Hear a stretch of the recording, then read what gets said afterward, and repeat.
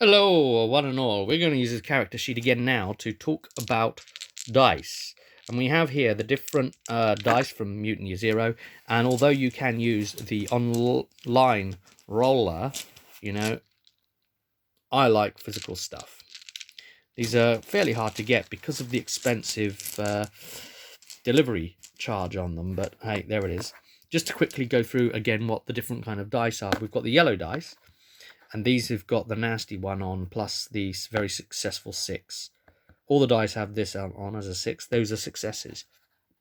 And the yellows have the damaging 1, and that's yellow for attributes. And the green dice are skills.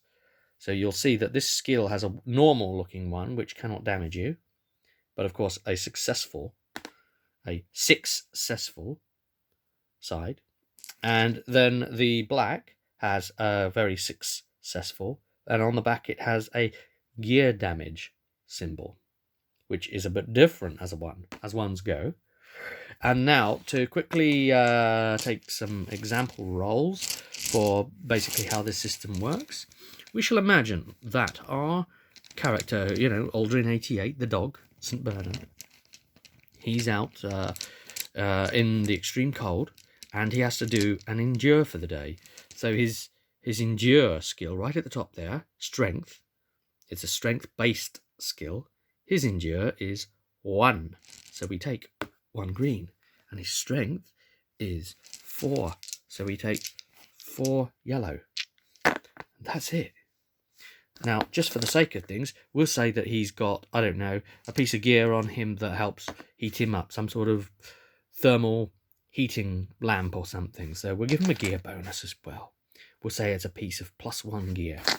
Okay. So we take these dice. I'm the player here. Don't have to roll these properly. Boom. Okay. I see a success. So he will have succeeded to stay warm.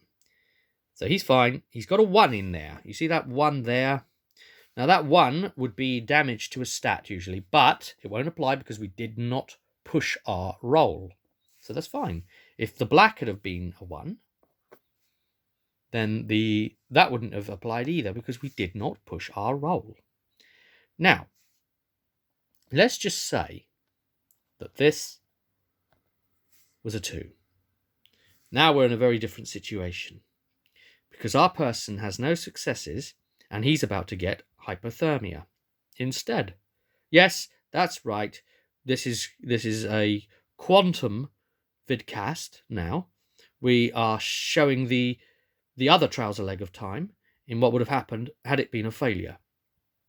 And from this, we have no 6s, so he can choose now to push his roll. That means you take all the results that are between 2 and 5, i.e. not 1s and 6s, and re-roll them. So it'd be these 4 here that can be re-rolled. Any 1s that then come out, they count as damage against that stat, or in the case of black dice, item. But you get a 4 dice worth of chance in this case to get a 6, or more 6s to get a success. Now let's just say this person is really, really desperate not to have this cold problem. So we know he's got these 2 1s. Okay, when you push a roll, 1s count as damage against you, including the 1s you already know you've had. So he knows now if he pushes his roll, he's going to automatically damage and break his equipment, which we've just stated was a +1, and he's going to take a strength damage. So he'd mark the strength damage here when it comes to it. But he's going to do it. He's going to risk all. He's got to get to that camp, even if it means, damaging himself. He's got to make it to get back to his group. Trudge he goes through the snows. And yes, he made it, and no more 1s. But he got a 6 there. That's how we know he made it. He just about made it, and it's heroically narrative as an effect there. Those 3s mean nothing. That's the success. And he would then mark 1 against his strength, so we can narratively say, well, it's drained him that much. And I don't know, my heater has just it's stopped working. It's packed in great, but I've made it just in time. So it's that narrative moment in the film where it packs in, and then all the mists roll in, and I don't know if I'm going to be able to make it, and then I hear voices in the distance, and I'm saved. I'm saved because of this. So these dice are a narrative platformer. How about that? Well, I never free league. That's exciting, isn't it? Okay, let's look at a different scenario, shall we, and do something else.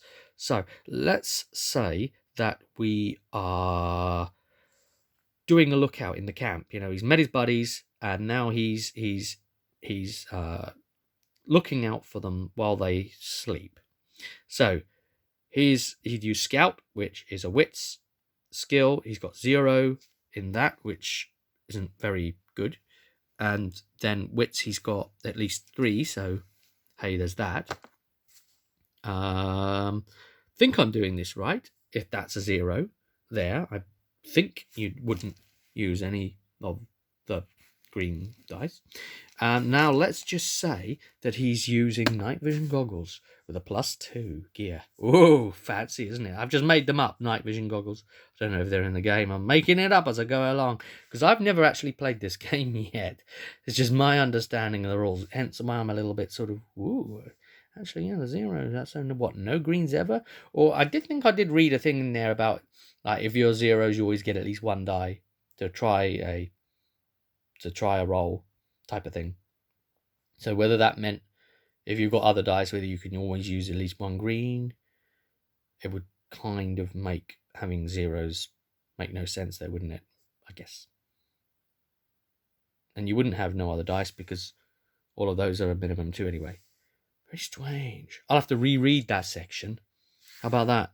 So we know on the basis that that's going to be 0, so no greens.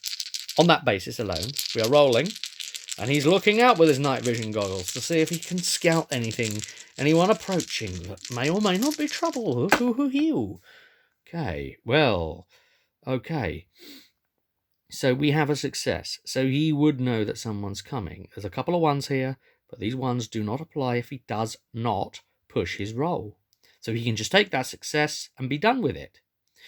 Now, the other thing to mention here is that those 1s that 1 that he generated before, that damage to his strength, that would have also given him a feral point. Because when you push your roll and you get 1s, that's how you get feral points. And feral points are kind of like the personal energy, your chi, your mana, your in this case, your thing to do your animal power, yeah, which is basically the fantasy equivalent of casting a spell. But, it's an animal behavior, be it to jump really high or use your tail to balance really well.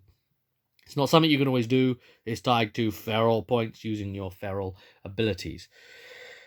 So, he succeeded, and that's all fine. Had he rolled something else, well, imagine that we're in the trouser legs of time, in a world where he did not succeed, then we would have a situation on our hands. He cannot guarantee that he can spot someone coming. He's got a couple of 1s there, sitting in the bank. What does he do? He can re-roll 2s to 5, so he can re-roll these 3 to try and hopefully generate a 6. If he re-rolls, that's when these 1s become dangerous. That's when his gear gets damaged by 1 automatically, and he would take a damage to the stat being used. So in this case, the stat was scout, so it would be a damage to wits.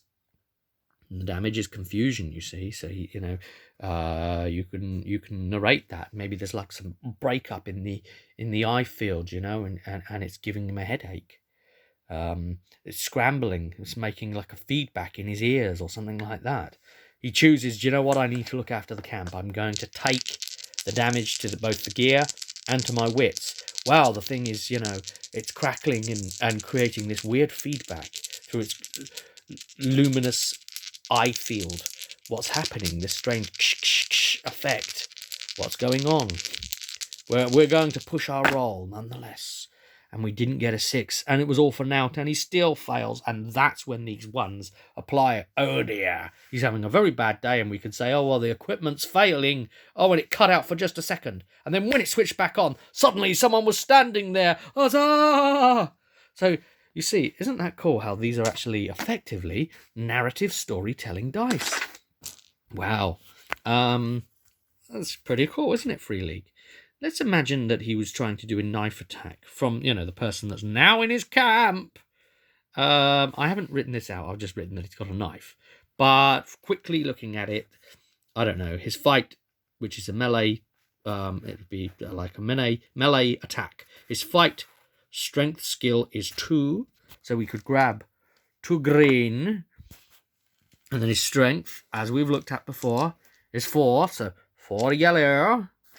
And I don't know what the knife has. Let's just say it's a particularly well-made knife. And it's got a couple of blacks. Like it's super, super well-made. It's a +2, yeah? Someone's designed it really well. Got loads of 6s. Extra 6s enough to give him at least 2 black there. So, it would be marked there as being that quality, i.e. how many damage it can take before it pegs it. So he's doing his round of close combat against the intruder. The intruder! And, the intruder, it could just be a location scout or something, but he's just here on a recce, and there's wild animals attacking him suddenly. Okay. So that one doesn't count, because it's not the symbol, because it's green. These don't generate those ones. And I don't see any 6s. Well, ooh, that's a bugger, isn't it?